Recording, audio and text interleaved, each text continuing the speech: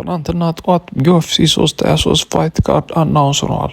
በዚህም መሰረት በዲሴምበር 6 ፋይት ካርድ መራብ ዱቫሌሽቪሊ ባንታምዌይት ታይትሉን ከፒዮተር ያን ጋር ዲፌንድ ያደርጋል። መራብ ዱቫሌሽቪሊ በአንድ የአንድ ዓመት ካላንደር ለአራተኛ ጊዜ ታይትሉን ዲፌንድ ማድረግ ሪካርድ ይሰብራል ተብሎ ይጠበቃል።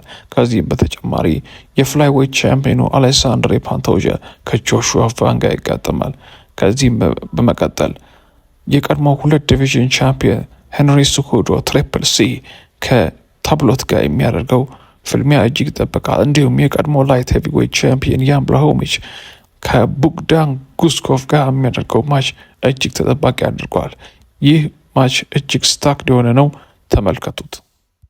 የስፖርት ዜናዎችንና ወሬዎችን መስማት ከፈለጉ ኮሜንት ያድርጉ። ላይክ፣ ሼር፣ ሰብስክራይብ ማድረግ እንዳይረሱ።